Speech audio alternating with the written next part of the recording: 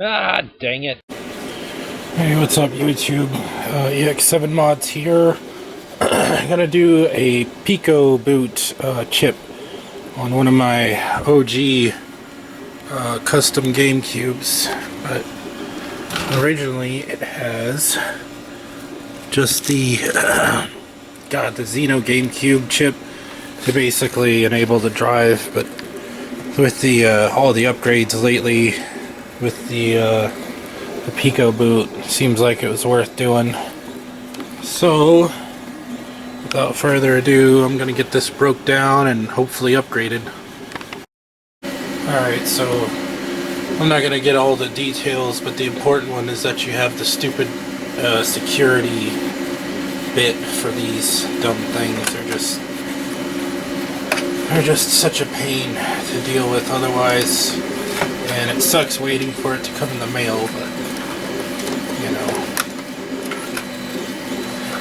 of course, man, it's been a minute.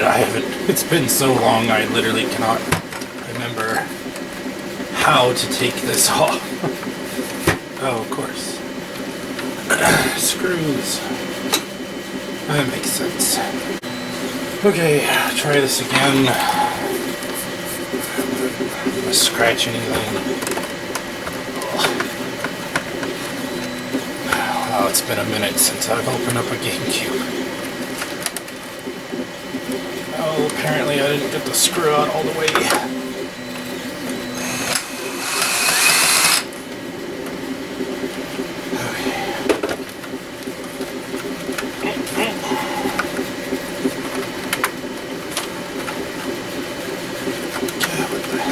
Missing.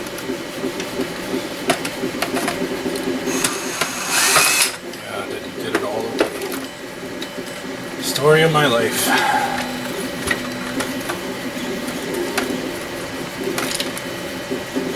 Cool beans. That looks like I was smart enough to put on a plug for the LED that goes to the jewel. That's definitely not good. Maybe I can repair that. Wow, they're actually broken quite a few places. Huh. It's not good. Goes to tell you the possible age of these cases. Sadly, they won't last forever, but I mean, I'd be surprised if I'm still around by the time they finally wear out. I know it's mildly a thing of the past, but I was really big into LEDs on the consoles. And I say they're a thing of the past. People just don't get so crazy with them anymore. But I definitely like my placement job. A little dusty, huh? There's the Xeno chip, and again, it's just essentially it just hacks the DVD drive, and then you have to adjust the pot for the laser, and I forget the number, but it was something difficult to deal with, and half the time it didn't even work. I got some UVs for the ports, which came out quite nice. So underneath the drive PCB is where the mod wires are hooked up to for the Xeno chip.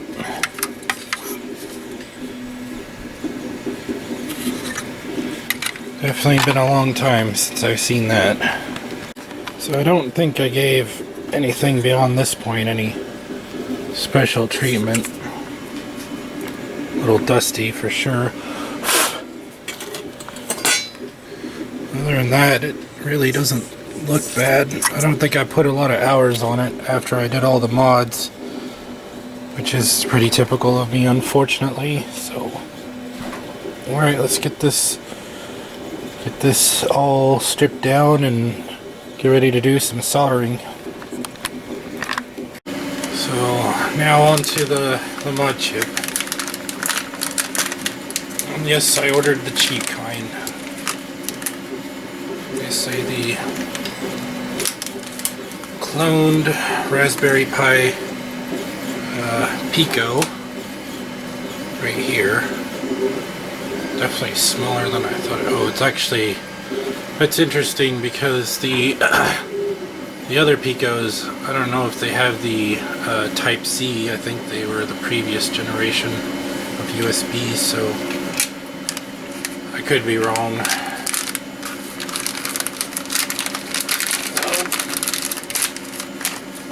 That is the,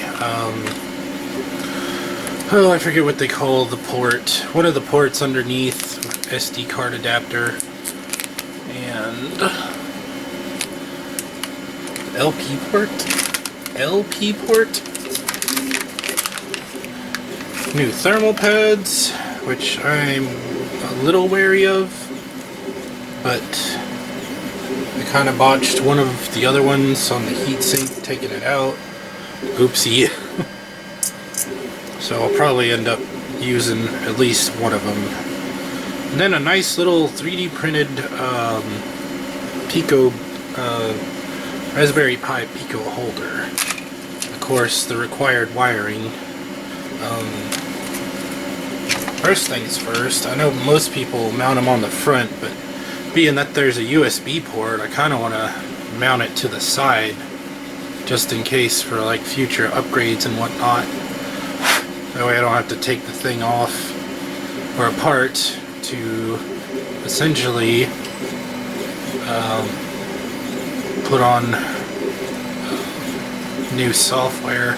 Plus, I saw somebody on YouTube recently do a custom boot animation, which I thought was insane for GameCube. That's freaking awesome. So yeah, the plan is I will do it externally somehow, and yeah, right now I gotta look into uploading the software and then finding a decent schematic for all the wiring. So this is pretty interesting. The way you load the software is that, according to this, you hold the boot cell button and it detects it as a mass storage device, and you just transfer the file straight over. So I guess let's just try it and see what happens.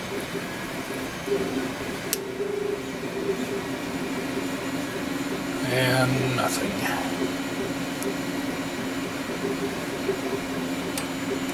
Well, that's disappointing.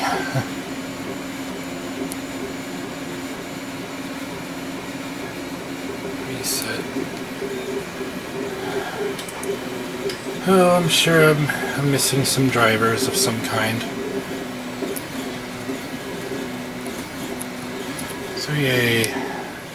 Doesn't like failed attempt first time. So it turns out I'm a dumbass. The USB cable was trashed, so I swapped another one and it worked fine. I see text documents and I see something else, so we're just gonna assume these need to go. Delete. And then, oh wow, it actually shows up as a Raspberry Pi Pico. Where's that other file? There's the Picoboot UF2 file. So, copy, close, and paste. So yeah, I'm definitely gonna figure out how to mount this on the outside to where it is upgradable. But I guess, according to the directions too, the 3-volt has to be disconnected when you're updating, otherwise it'll feed back to your GameCube and fry everything. So that'll be a little challenge, but nothing serious. So now for the fun part, and it's been about 6 years since I've installed a mod chip, so we'll see how it goes. Got my instructions here, got my motherboard here, so let's see how bad I can screw things up. Oh geez, this My eyes are not what they used to be. This literally is almost as barely as I can see it, but fortunately I got this to help. But yeah, the instructions seem to be pretty straightforward.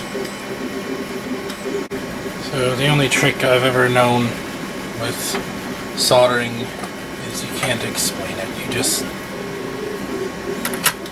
gotta, takes years and years of practice, a little flux, a little patience, steady your hand on whatever you can to make it happen.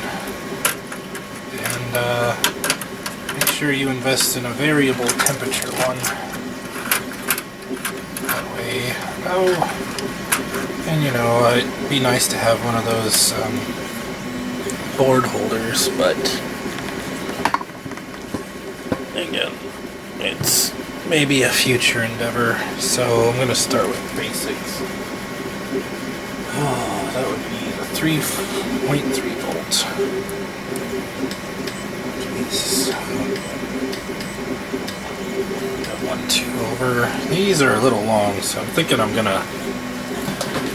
gotta trim them just a hair.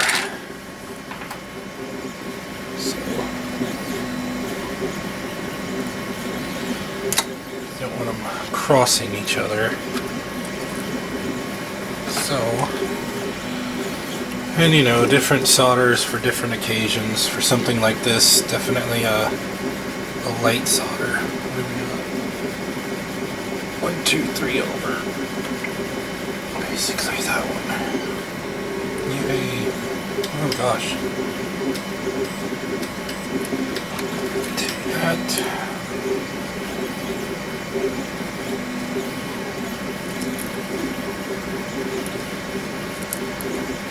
Also help whenever you're done to kind of put your wires down with a little hot glue or something to where they don't necessarily have stress pulling on them.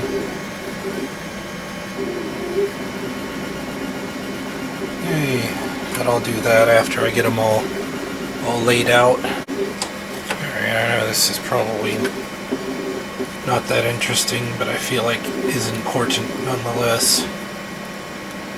So typically I just find the best route for the wire. Just give it nothing special, just a dab out. Thinking I'm just gonna go ahead and do the new thermal pads, because the more I thought about it, the more I'm like, you know, over the several years, I wonder how much heat conductivity these actually have left in them, so it seems like the smart thing to do. So, try not to get too touchy with them. I'm just gonna assume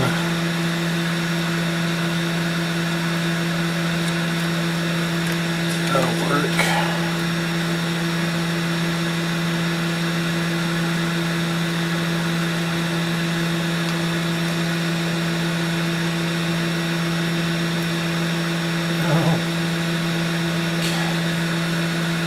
Definitely make sure you peel off both sides of the plastics, otherwise I don't think it's gonna go good. Go well. Blah, blah, blah. Proper grammar. Well, unforeseen problem. Basically, putting the wires here means that they're going to get pinched, so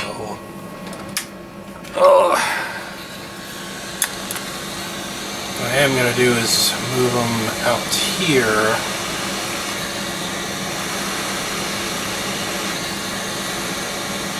To essentially, one, get them out of the way. 2, make a slot for them to escape. Hey, you live and learn, right?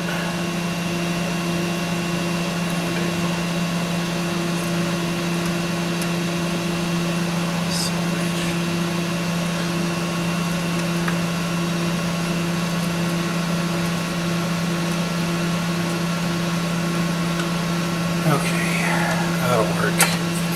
What I was gonna do is just take my little Dremel and make a small cut here for the wires to run through. So safety first.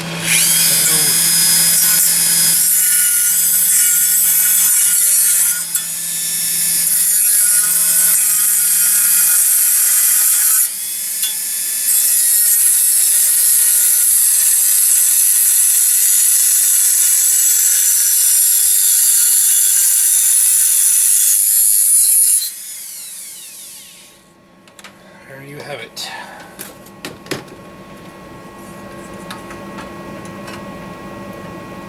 There you go. Nice place for your, I guess you'd call it a wire harness. So, pretty much got the GameCube back together. All the, like I say, got all the LEDs in place.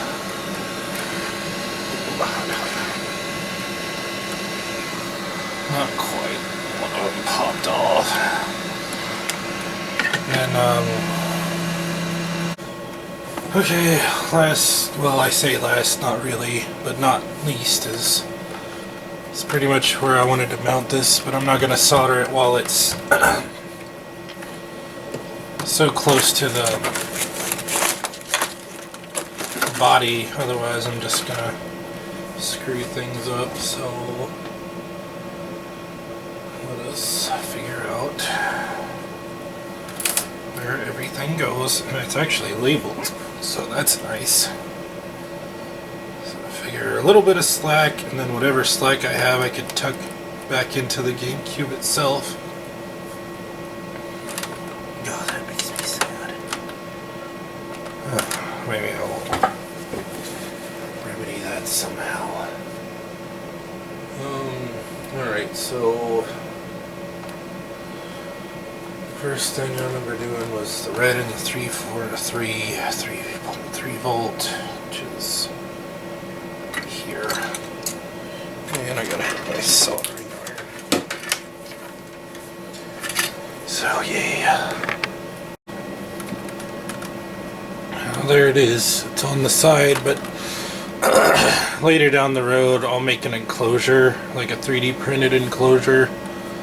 And then I'm gonna have an on and off switch for the 3 volt. That way I can update it again externally. So right now I need to put Swiss on the card, and after that it's hook it all up, try it out, and then make sure it works. So we'll see how far I got. Alright, last but not least, time for a power test, so let's see what happens. Oh, come on. Of course I screwed something up there. There we go. Oh, hey, man. Oh, check it out. It totally works. I have to admit, I was not thinking it actually would. That's freaking awesome, man. No, man, that's awesome. Let me tell you, it's usually not the first time around I totally ruin it. So make sure that works.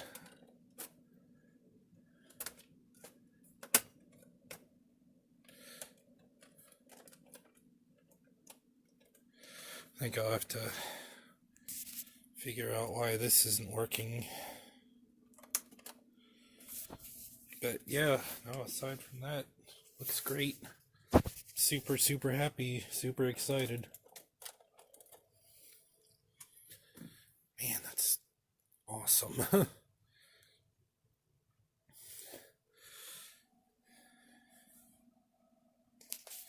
Alright, well, cool. I'm gonna try to load up some games. I got some GameCube ISOs, and I'm gonna see.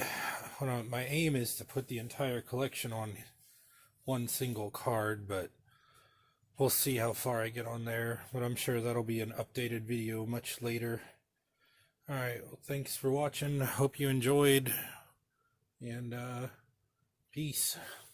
Alright, so, quick update. I got it all back together. I'm glad I left the chip outside because in order to do the custom boot sequence, you had to reflash the, Picoboot. So, but anyway, check it out, everyone.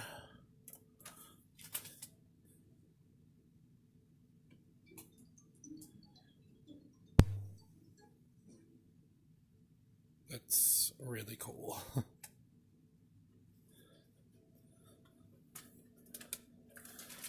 Alright, and also, let's see if I can select it.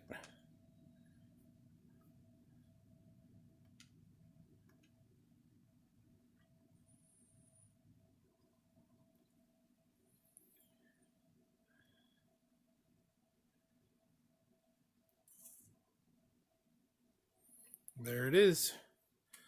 So, yeah, awesome time, and I'm really happy the way it came out. I am gonna 3D print an enclosure for this at some point, just because I think it'll look nicer. But again, thanks for watching. Hope you enjoyed. Peace.